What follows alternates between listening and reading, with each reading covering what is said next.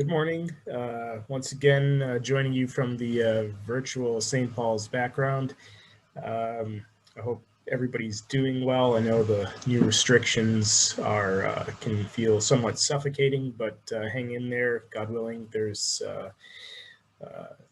some positive news on the rise here. The vaccine. Hopefully, we can kind of inch our way back towards a little more normal in the near future here. But prayers for all of you through whatever anybody's going through, whether it's illness or just the difficulties of staying at home, etc. And prayers for all those who are going out to work, the essential workers. Prayers with you for good health and perseverance. So, again, we're continuing our series on St. Basil the Great's writings. Again, I'm pulling from this book on social justice, which keeps disappearing in the virtual background, but it's on social justice, a collection of his sermons, mostly centered around the topics of wealth and how we use wealth and how we should think about money and things like that in terms of charitable donations and assisting those who are without. And so without further ado, again, I will minimize myself mercifully and pull up the talk here, share the screen, and I'll start again just with, just a refresher background and then get into the actual sermon that St. Basil wrote. But the purpose is just to remind us of who St. Basil is. I did spend a whole talk, I think 2 or 3 talks ago, about his kind of biography, but it's helpful just in the context of what we're discussing to refresh our memories a little bit. So I'll run through a few of the earlier slides and spend more time on the later slides. So again, this sermon is called "I Will Tear Down My Barns," and it's from a gospel passage in Luke, which we will read together. A couple disclaimers. Number one is that I will be presenting the teachings of St. Basil the Great as true to his sermon as I possibly can. In the context of this particular talk, I have barns. I've built bigger barns, and I'm in the process of perhaps trying to build even bigger barns. So this sermon speaks to me greatly. And, over the years, I've meditated on this sermon and thought about it quite a bit. And then I want to just give a little bit of kind of maybe comical analogy here of the two-priest confession analogy. And this is just another way to introduce St. Basil the Great. So when we're confessing, maybe across our lifetimes, we've had the experience of having the opportunity to confess to different fathers of confession. And there are some fathers of confession where in the back of your mind, you're approaching them and you say, you know what, I'm going to go to him because no matter what I say, he's going to kind of smile it off, show the love and the grace of God, and kind of assist me gently through my confession. And at the end, we'll all leave feeling better about ourselves. And then there's the other priest that sometimes we can approach, who we know is not going to let us off the hook so easily, and who is going to kind of cause us to examine ourselves and maybe go places where we were hoping not to go in terms of discussing the origins of our sin and how to counterbalance it. So it's almost like the tale of two Caroluses, Father Caroluses, the smiley one on the left here and the more serious one on the right. Of course, I say this in jest because anybody who sought spiritual advice from Abuna Carolus knows that he does show the love and grace of God, but he also doesn't gloss things over. So he's somewhere in the middle here, perhaps. So moving on, St. Basil the Great, again, one of my favorite saints to draw from on his sermons and his wisdom. He's been a instrumental part of my adult life, and I encourage anybody who has not read from him to do so. Oh, and so the point of that two priest analogy is that Saint Basil is certainly the stern priest. So he, don't approach him with expecting a lovey-dovey response. He's very straightforward, very upfront, and cuts to the meat of the situation. So Saint Basil is not the smiley, jovial priest you go to confession for. So again, he was born in 330 AD in Caesarea of Cappadocia, modern-day Turkey, born into a very prominent Christian family, a veritable household of saints. His grandfather, mother, father all became saints, as did 4 of his 9 brothers and sisters. His brother Peter became, St. Peter became Bishop of Sebastia. His brother, one of his brothers was St. Gregory of Nicaea. His older sister, Macrina, which was instrumental in his own faith journey and really the faith journey of the entire family. She's a giant among saints, just by, the influence she had on others and her own life. And she was one of the first members of the family to embrace kind of the monastic style of living.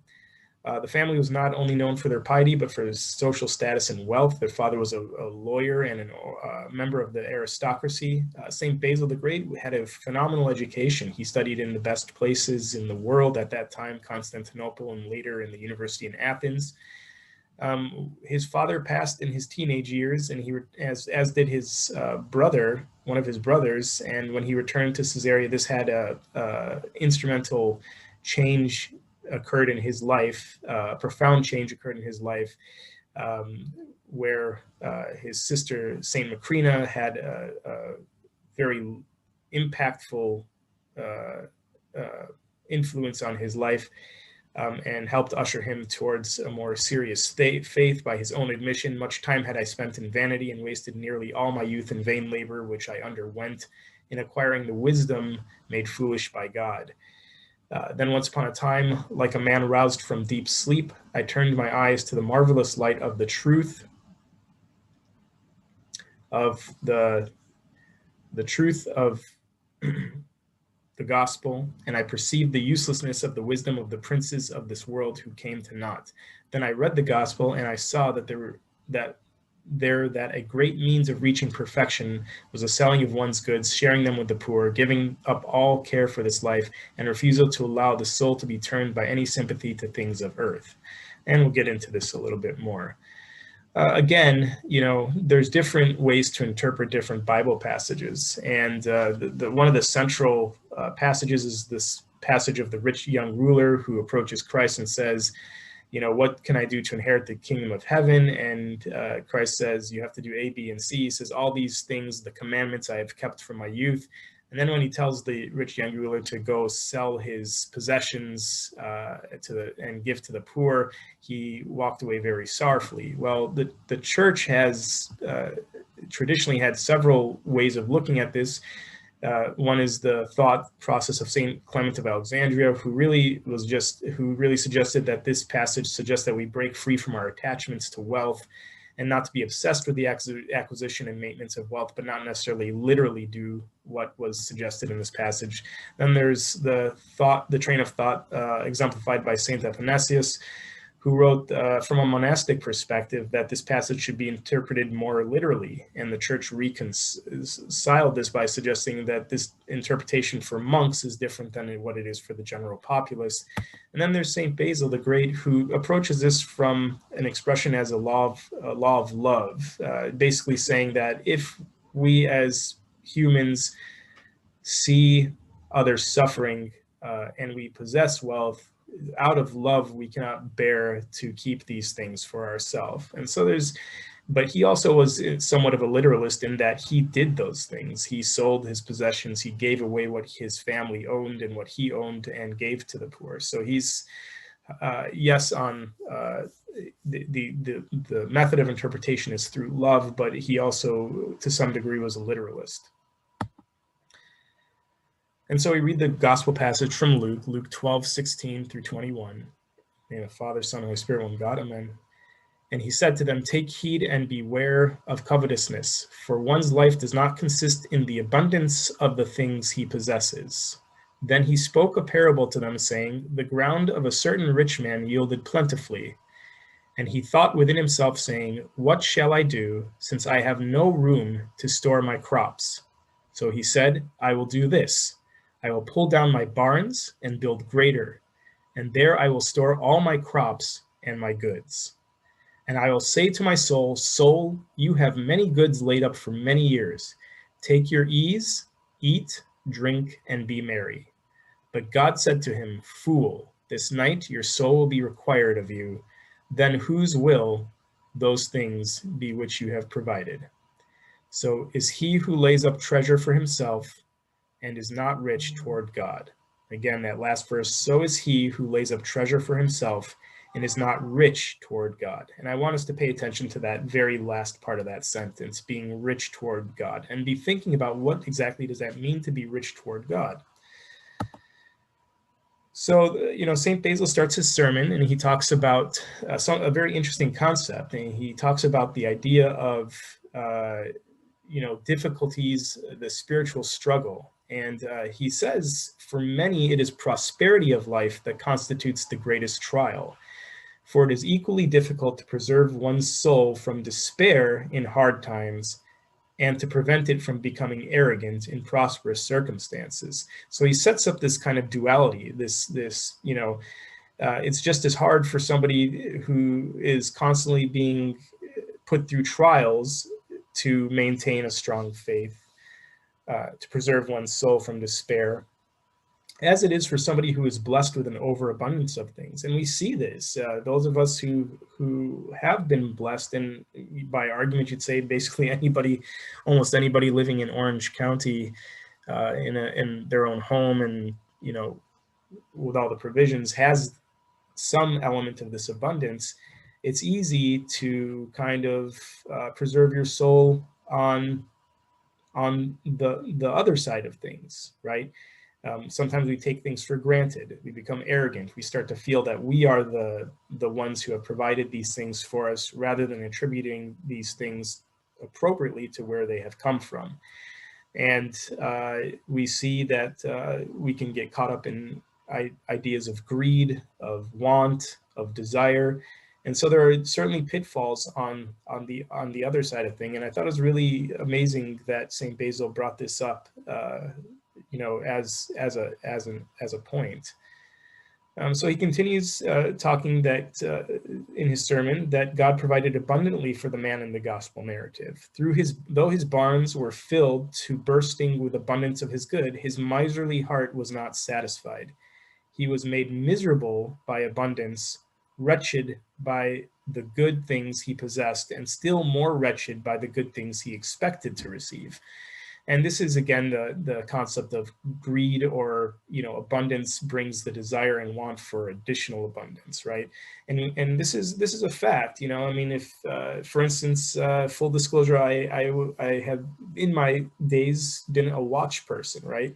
And I said to myself, hey, I really would love this watch. And once I bought that watch, I found myself not instantly, but soon thereafter saying, yeah, that's a nice watch, but I want the step above. And then, I checked myself. I looked at myself and said, geez, what are you doing here? You're getting caught up in this cycle of you wanted something, you were blessed to get it, and now you want something above and beyond. And again, I'm not criticizing anybody who has a watch thing or whatever purse thing or whatever the case may be, but it is something to pause and give thought to, right? I mean, we need to be aware of this tendency in us to always want more.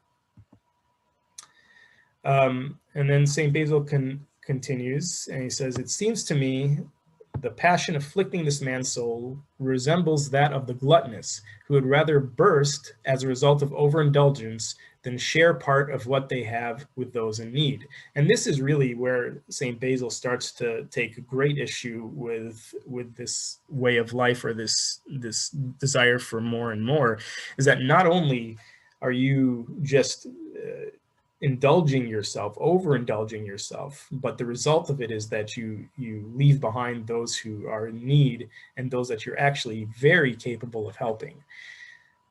He continues by saying, "Do not suppose that all this was furnished for your own gullet. Resolve to treat the things in your possessions as belonging to others. How easily you might have said, I will satisfy the souls of the hungry. I will throw open the gates of my barns and summon all those in need." So this is exactly what he's saying. He's saying, again, you become so concerned with your own possessions, it would have been very easy out of your abundance over the overflow of what you have to help those around you. And we have to also go back to the time he was living in. This was a time where there were many who were in slavery, many who were starving. There were famines, and this was increasingly difficult for him. And you know what? It's not hard to look around and see evidence of this in our own society. Even in a place like Orange County, there are pockets in our own county here where there are people who are living on the streets, people who are going hungry from day to day, people who don't have shelter. And so, we tend to say, oh, that's over there, that's at that time. But the reality of it is we have it surrounding us. Some of us, maybe including myself at times, don't choose to look around to find it. St. Basil then implores us, he says, "Come now, distribute your wealth lavishly, becoming honorable and glorious in your expenditures for the needy. Let what is said of the righteous be said of you. They have distributed freely, they have given to the poor, their righteousness endures forever." So not only does he call us out, but then he kind of implores us and pushes us to take action. It's kind of during a time of spiritual advice where you'd approach somebody and they'd say, "Hey man, you have all this stuff. Think about the greed. Then think about who you're not taking care of because of the greed. And then furthermore, a call to action. Now that you've understood this, it's time to move on and it's time to take care of those around you. You must leave your money behind in the end, whether you will or no. But the honor that proceeds from good works will escort you to the master." And this I found very powerful. The reality of it is none of us are taking this beyond our grave. I mean, even if we have this in a trust and give it to our family, it's not ours. It's not ours to enjoy. It's not ours to take. It's not ours to, lay for yourself treasures in heaven where neither moth nor rust does corrupt, right? When we die, this stuff goes into the ground. It doesn't come with us, right? In worst case scenario, it gets redistributed to the government or wherever the case may be if we're not if we haven't thought about those things. But we can't take it with us. And furthermore, not only can we not take it with us, but the proceeds from the good works, right, helping the poor, like he's imploring us to do in the above quote, will escort us to the master, right? That's very powerful. There's a whole faith versus works argument that we hear ad nauseum. But the reality of it is that, I think God expects good works from us as a result of our faith, as a result for our love for him. And, it's foolish to think that, what we do here on earth with what he's given us is not something that he will ask us about later, is not something that he expects us to do good things with while we're here. The sermon continues, "Greed and preoccupation of acquiring wealth blinds the wealthy from recognizing the plight of others. St. Basil presents a story of a parent deciding which child to sell into slavery to prevent family from perishing from starvation." And this is something that apparently actually happened during his time. And basically his call was to the wealthy. He says, "Wealth hoarded by the rich man is put to waste. Wealth left idle is of no use to anyone. But to put to use and exchange it becomes fruitful and beneficial for the public. How great is the reward from the righteous judge? Do not doubt him." And basically it's this story of a family having to give away one of their children into slavery. They have, I think in the story, 5 or 6 children, and they have to decide which one of their kids they're going to sell into slavery. The anguish of that. Do they sell the firstborn? Do they sell the youngest? What will the other children think of them after they've sold one of their other children into slavery just to survive? And this is apparently something that happened during his time, and something that could have been alleviated by somebody with wealth, not having to put a family through this kind of misery and agony and torment, as well as not having somebody put into slavery, right? So this is, again, a very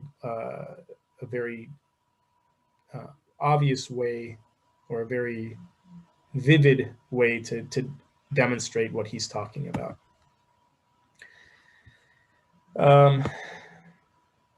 You know, like I said, St. Basil doesn't pull punches. And this next quote I got a huge chuckle out of, but it was also very convicting. He says, "Though you speak to yourself in secret, your words are examined in heaven. Soul, you have ample goods laid up for many years. Relax, eat, drink, and be merry day after day. Oh, what senselessness! If you had the soul of a pig, what better news could you have given it?" And then, of course, there's a picture of, for those of you who would remember, Boss Hogg, a kind of despicable figure out of the Dukes of Hazzard, a show that existed many, many years ago.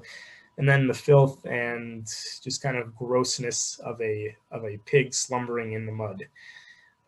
And the point here is that, you know, he's very blunt. He likens this gluttony, this desire for more food, more drink, more money, more cars, more watches, more houses, more vacations, more all of these things, as just, you know, it's fitting for the soul of a pig who exists to eat, sleep, drink, and be merry. And he does this very bluntly, just to demonstrate to us that this is not the way we should be living our lives. And so, you know, get a chuckle out of the pictures here, but also examine ourselves, right? We need to examine ourselves. He continues by saying, "I will pull down my barns and build larger ones. But if you fill these larger ones, what do you intend to do next? Will you tear them down yet again, only to build them up once more? What could be more ridiculous than this incessant toil, the building and the tearing down, the building and the tearing down constantly? If you want storehouses, you have them in the stomachs of the poor. The hungry are perishing, the naked are freezing to death, the debtors are unable to breathe, and will you put off showing mercy until tomorrow?" And again, you know, it talks about the futility of just always going for bigger, right? I have a nice house, I'm going to buy a bigger house. Then after I buy the bigger house, I'm going to buy an even bigger house. Or I have a nice, you know, I have a nice car, and then I get a nicer car. And then once I have the nicer car, I want the even nicer car. And that goes on and on until you find yourself just pursuing and seeking things, right? And the reality of it is that in the pursuit of these other things, we've left behind people in need. And I want to be very clear. I mean, clearly God blesses many of us with wealth, with things. And these things are not bad in and of themselves. There's nothing wrong with owning a nice watch. There's nothing wrong with owning a nice car or a nice home. But, you know, I want you to remember that the very first part of the end of that sentence is, do we show generosity or wealth or love towards God? You know, is our let me find that because I don't want to misquote it. Sorry here. Are we not rich toward God, right? And that's what we really have to pay attention to. And as an extension, are we not rich toward God? Are we not rich towards those around us, right? So we move on to later in the sermon. But whom do I treat unjustly by keeping what is my own? So this is a question that some of us will bring up. Well, I worked hard. I put in the hours at work. I invested wisely. I hustled and bought these properties 10 years ago, and now look, they're tripled in value. We seem to sometimes think that what we have is a result of the toil of our labor. And St. Basil responds to that God has given you what you have. Tell me what is your own. What did you bring into this life? From where did you receive it? And those blessed with wealth have been given the opportunity to receive the reward of benevolence and faithful stewardship, while the poor are honored for patient endurance in their struggles. Again, St. Basil just brings to our attention, and this is not to discount the work or the stewardship of any of us. Yes, God gave us these things, but if we were not good stewards of these things, maybe we would not have achieved. If we didn't study hard in school, if we didn't work hard at work, if we didn't make wise investments, if we didn't do all these things, yes, we would maybe not would have resulted in the acquisition of wealth or the acquisition of things. But if you go back to the root source of all of this, it is through God. And even the abilities that you have are from God. So even if you were able to work hard or were brilliant or came up with an invention or founded a company or have a real estate empire or whatever the case may be, these things are from God. The talents that you have are from God. And so, very directly, what we have is from above. And we have to recognize that in our stewardship of these things. These things are not to be hoarded for ourselves, but to be, to some degree distributed to those around us. And again, I'm not saying not to have some nice things, but, make sure that you are rich toward God. The bread you are holding, and then St. Basil in true St. Basil fashion gets hardcore on us, and he says, the bread you are holding back is for the hungry, the clothes you keep are put away from the naked, the shoes that are rotting away with disuse are for those who have none, right? And every time I walk into my closet, I look at my shoes or my clothing, and I'm like, geez, maybe I have a little too much. And so I've actually gotten through the process of starting to kind of weed out stuff that maybe is a little too much to have. Do you need 5 flannel shirts or 3 flannel shirts good enough? Do you need 4 gym shoes or are 2 gym shoes good enough? And so it just causes me to pause. And then, St. Basil, which I love, ends his sermon with the passage from Matthew 25. Come, you are blessed by my Father, inherit the kingdom prepared for you from the foundation of the world. For I was hungry and you gave me food. I was thirsty and you gave me something to drink. I was naked and you gave me clothing. This is the passage where he separates the sheep and the goats. And he tells them, basically, inasmuch as you have done for the poor, for those in need, you have done for myself. And that's really, in times where I've been blessed enough to participate in charity or participate in helping somebody in need, I always come back to this passage and I always think about it very earnestly. And I think of that person as Christ sitting in front of me, as Christ being the one in need. And in those moments, I find myself struggling to hold back tears. And I struggle to hold back tears in those situations because I realize that what little I am doing for that person is